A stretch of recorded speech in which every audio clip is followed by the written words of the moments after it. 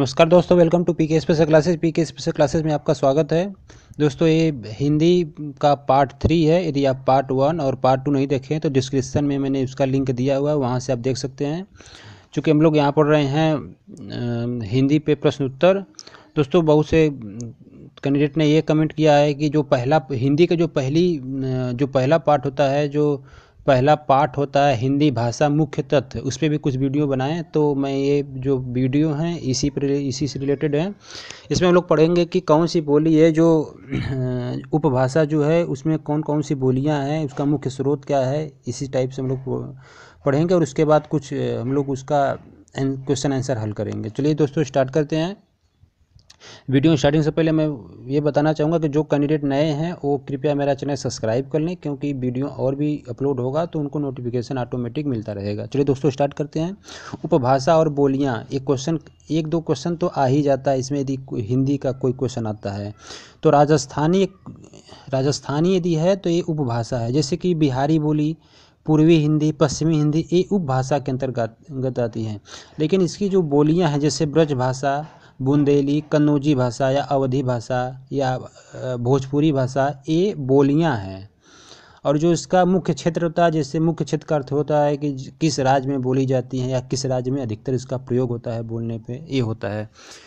तो हम पहले पढ़ेंगे राजस्थानी बोली, राजस्थानी उपभाषा। तो राजस्थानी उपभाषा में जो है बोलियां 3-4-5 प्रकार की है जो पूछा जाता है कभी कभी। एक है मारवाड़ी एक बोलियां हैं। उसके बाद है जयपुरी, या जयपुरी को बोलते हैं दुधाड़ी। इसके बाद है मेवाती। इसके बाद है मालवी, और एक हड़ौती है। कभी कभी पूछ देता है हड़ौती कौन सी उपभाषा पे, तो पूर्वी राजस्थानी में भी इसको कहा जाता है, उपभाषा में है। तो याद रखिएगा, मारवाड़ी, जयपुर या दुधाड़ी, मेवाती और मालवी, ये बोलियां हैं जो उपभाषा राजस्थानी के अंतर्गत आती है। इसका मुख्य क्षेत्र है, आपको पता है, नाम है राजस्थानी उपभाषा। तो कहाँ बोली जाएगी? राजस्थान में बोली जाएगी। नेक्स्ट आते हैं पश्चिमी हिंदी। इसको याद रखिएगा, ये क्वेश्चन बहुत पूछा जाता है, पश्चिमी हिंदी।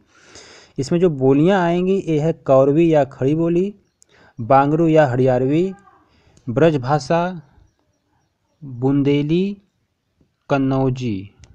फिर से सुनिएगा दोस्तों, जो पश्चिमी बोली में है, पश्चिमी हिंदी उपभाषा में है, यह है कौरवी या खड़ी बोली, बांगरू या हरियारवी, ब्रजभाषा, बुंदेली या कन्नौजी। इसमें जो क्वेश्चन पूछा जाता है मैक्सिमम ये ब्रजभाषा, बुंदेली और कन्नौजी के बारे में पूछा जाता है कि एक उपभाषा की किस उपभाषा के अंतर्गत आती है।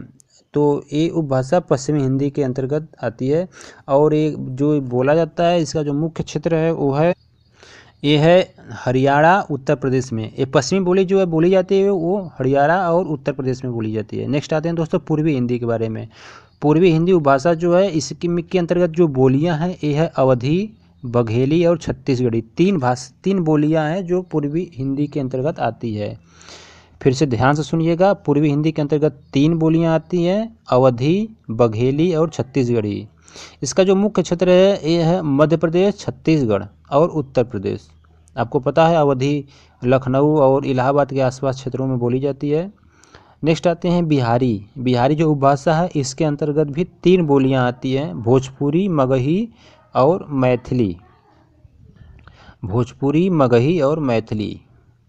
याद रखिएगा, अवधी जो है पूर्वी भाषा में है और जो मगही है ये बिहारी भाषा में है। तो बिहारी उपभाषा है, इसमें 3 मैंने बताया, भोजपुरी, मगही और मैथिली। कहाँ बोली जाती हैं? तो बिहार और उत्तर प्रदेश में बोली जाती हैं।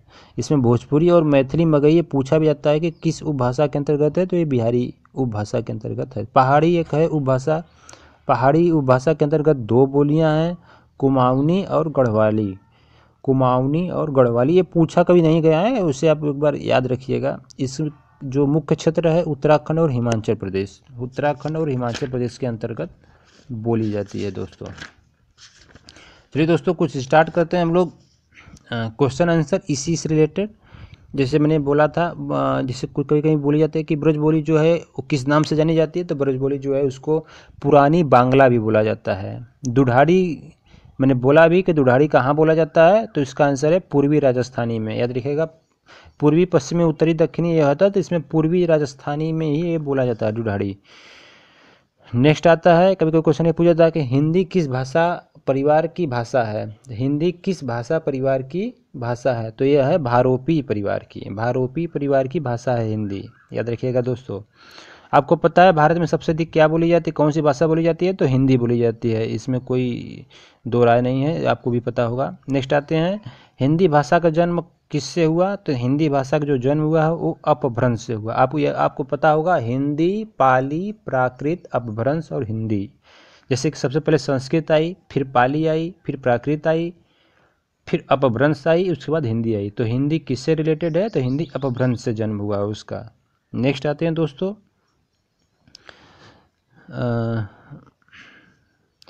मैंने बोला था संस्कृत भाषा की जो अपभ्रंश भाषा है वो पाली, क्योंकि संस्कृत के बाद पाली आई, पाली के बाद मैंने जो क्वेश्चन अभी इसके पिछली बार बोला था, पाली के बाद प्राकृत आया, प्राकृत के बाद अपभ्रंश आया और अपभ्रंश के बाद जो है वो हिंदी आई। नेक्स्ट क्वेश्चन है, भारतवर्ष में हिंदी को आप किस वर्ग में रखेंगे। एक क्वेश्चन बहुत बार पूछा गया है, कम से कम 6-7-8 बार। तो इसका जो आंसर है वो है राजभाषा, याद रखिएगा, राष्ट्रभाषा नहीं। इसका जो आंसर होगा, जो हिंदी को आप राजभाषा के वर्ग में रखेंगे भारतवर्ष में, राष्ट्रभाषा नहीं है, ये राजभाषा के अंतर्गत है। नेक्स्ट आते हैं दोस्तों, तो कभी कोई एक क्वेश्चन पूछ लिया जाता है कि देवनागरी भाषा में कौन सी लिखी जाती है बोली, तो मराठी बोली। एक मराठी है और एक नेपाली, ये दोनों जो बोलियां हैं ये देवनागरी लिपि में लिखी जाती हैं। नेक्स्ट क्वेश्चन है, अधिकतर भारतीय भाषाओं का विकास किस लिपि में हुआ है, तो इसका आंसर है ब्राह्मी लिपि। ब्राह्मी लिपि में अधिकतर भारतीय भाषाओं का विकास हुआ है। एक क्वेश्चन कभी कोई ऐसा पूछ लिया जाता है कि निम्नलिखित में से कौन सी पश्चिमी बोली के अंतर्गत नहीं है। मैंने भी पश्चिमी बोली के बारे में बताया था, इसका जो ऑप्शन है बुंदेली, कन्नौजी, ब्रज और बघेली। तो इसका जो आंसर है ये है बघेली। बघेली जो है पश्चिमी बोली के अंतर्गत नहीं आती है, यह है पूर्वी बोली के अंतर्गत आती है बघेली। अब इसका और जो मैंने 3 बताया था, 3 है, 3 ये पश्चिमी बोली में आता है और बघेली जो है पूर्वी बोली में पूर्वी उपभाषा में आता है अर्थात। नेक्स्ट आते हैं कि कभी कभी अनुच्छेद पूछ लिया जाता है कि राजभाषा को किस अनुच्छेद में रखा गया है, तो अनुच्छेद 343 से 351 तक के अंतर्गत रखा गया है। नेक्स्ट आते हैं दोस्तों, दक्षिणी भाषा हिंदी प्रचार सभा का मुख्यालय, कभी कभी मुख्यालय पूछ लिया जाता है तो याद रखिएगा मुख्यालय इसका चेन्नई है। हिंदी प्रचार भाषा का जो मुख्यालय है, दक्षिणी भारत हिंदी प्रचार सभा का जो मुख्यालय है वो है चेन्नई। ब्रजभाषा, तो आपको पता है ब्रजभाषा पश्चिमी हिंदी के अंतर्गत आती है। मगही, ये मैंने बताया था, मगही जो है ये बिहारी उपभाषा के अंतर्गत आती है। और कभी कोई ऐसा क्वेश्चन, ये जीके का भी क्वेश्चन एक पूछ लिया जाता है कि भाषा के आधार पर भारतीय राज्यों की पुनः संरचना की गई, तो 1956 में भाषा के आधार पर भारतीय राज्यों की पुनः संरचना जो की गई थी वो 1956 में की गई थी। और आपको पता है भाषाई के आधार पर जो सर्वप्रथम राज्य का गठन हुआ था वो आंध्र प्रदेश हुआ था। आपको पता है आंध्र प्रदेश हुआ था जो भाषाई आधार पर राज्य गठन हुआ था। बघेली किससे संबंधित है, तो बघेली आपको पता, मैंने पहले बताया था, पूर्वी हिंदी उपभाषा के अंतर्गत आती है।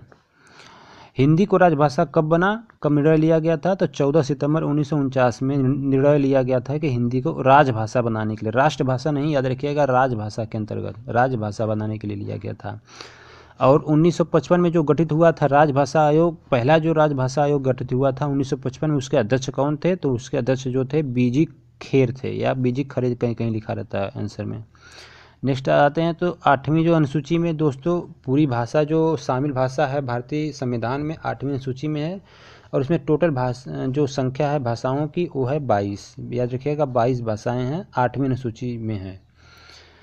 हिंदी की आदि जननी है, एक क्वेश्चन 7-8 बार पूछा गया है कि हिंदी की आदि जननी कौन है, तो हिंदी की आदि जो जननी है अर्थात जो सबसे पहले, तो मैंने बताया था संस्कृत से स्टार्ट होती है, यानी संस्कृत, फिर पाली, फिर प्राकृत, फिर अपभ्रंश, उसके बाद है हिंदी। तो जो आदि जननी होगी हिंदी की वो है संस्कृत।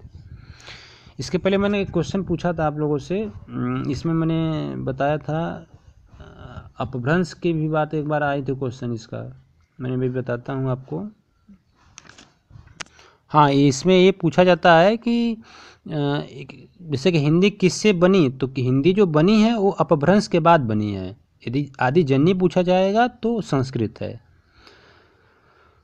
नेक्स्ट आते हैं दोस्तों, हिंदी दिवस कब मनाया जाता है। कभी कोई क्वेश्चन पूछता है हिंदी दिवस, ये जीके का भी क्वेश्चन है, तो हिंदी दिवस 14 सितंबर को मनाया जाता है। जीके में भी एक क्वेश्चन पूछ लिया जाता है कि हिंदी दिवस कब मनाया जाता है।